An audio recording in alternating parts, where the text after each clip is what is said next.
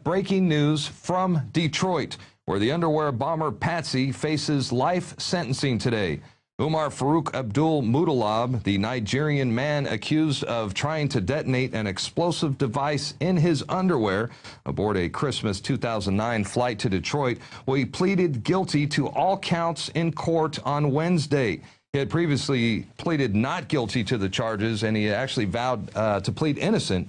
He was going to call Detroit area attorney and eyewitness Kurt Haskell as a defense witness. Haskell, of course, witnessed a sharp-dressed man helping Abdulmutallab get on board the plane, and this mysterious, well-dressed man helped the underwear bomber clear security despite the fact he had no passport. Haskell maintains that Abdulmutallab was carrying a fake bomb and was the unwitting dupe in a case of government entrapment. And Kurt Haskell joins us now live via video Skype from Detroit to bring us the latest developments on this case. Now, Kurt, thank you for joining us. I know you've been a prominent skeptic of the government's official version of events that day. What went on during the sentencing? Well, you know, today was the day for sentencing, and it was a mandatory life sentence. So Judge Edmonds sentenced Umar to four life sentences without chance of parole. So really is a life term. Now, I understand that there were 5 witnesses called to the stand. What did any of the other victims, did they have anything to say? We weren't really called to the stand. What happened was every victim of this crime had a chance to make a statement before sentencing. So only 5 people decided to do that out of 289 passengers, I think. Imagine that. Yeah, imagine that. And Lori and I were 2 of the 5.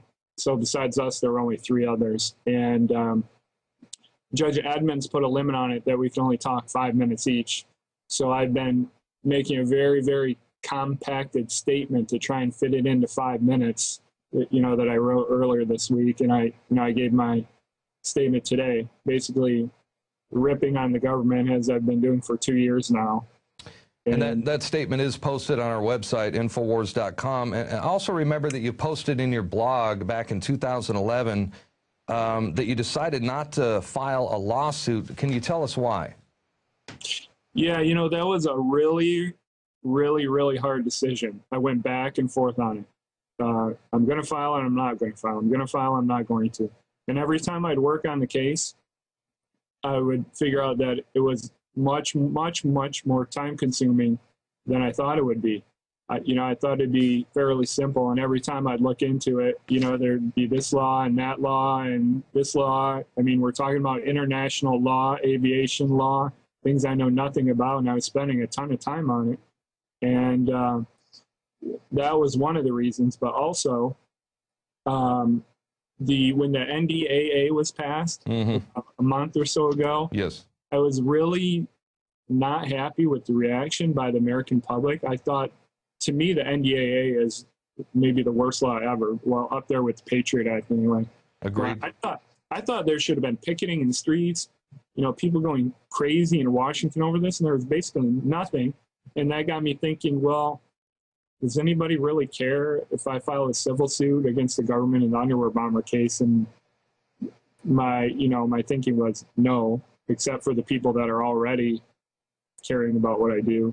And so that was reason number 2. And reason number 3 was that President Obama appointed a bipartisan commission to study the economy.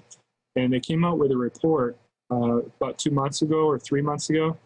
And every single person that was in the committee indicated that the U.S. government would collapse and the U.S. would collapse economically no later than fall 2013. And obviously, if I had filed a lawsuit against the government, it would most likely take longer than that, number 1. Number 2, it got me thinking that maybe instead of spending so much time on the lawsuit, I need to spend time preparing to move to Costa Rica, as I've had planned for several years, and save as much money as I can to do that. So it's a combination of all those things. Well, sure, and fortunately, at least by going up there and giving your statement, I mean, you are getting some national attention. The Detroit press has quoted you. They also say that you still believe, and this is in the Detroit Press today, that Kurt Haskell said he still believes a federal agent gave Abdulmutallab a defective bomb to carry out on the plane to create an incident that would cause the government to install full body scanners at airports nationwide. So by you coming out and reading statements like that, you know, at least we're getting some national attention about the body scanners. But in closing, I wanted to ask you if there's anything you'd like to share with us about the court case, about the jury, the whitewash, or even the event itself. Yeah, a couple things. One, you know, when I made my statement today, Judge Edmonds was not happy with me. She was pissed that I made my statement today and said what I did. Obviously, did anybody warn you not to make this statement beforehand, or did you get any kind of bad, you know, vibe like, man, I shouldn't be doing this? Or how was the climate when you went in there? I didn't tell anyone what I was going to say. Yeah. Nobody. Except for your show. I did tell your show with instructions to not post my statement on the internet until after I gave it, for that reason. I didn't want anyone to know what I was going to say because I thought Judge Edmonds might try and stop me. Sure. Now, when I gave my statement, I intentionally wanted to get some sympathy in the hopes that Judge Edmonds would not cut me off. So what I did is I thanked the person that saved my life, who was also there today, the flight attendant that put out the fire, which kind of choked me up a little, and to get some sympathy so that she would not cut me off. And she did not cut me off, which was my goal. But she was very, very, very pissed, I could tell. Mm-hmm. And Lori gave her speech after I did. And Judge Edmonds asked her before she went up there if she was going to talk about the government being involved before she got up there. Wow. So that was kind of funny. About the case itself, though, one thing still really bothers me, and that's, you know, Umar pled guilty to a mandatory life sentence. So why would you do that? Not only that, you know, nobody pleads guilty to a mandatory life sentence. If you take a plea deal, there's some give and take.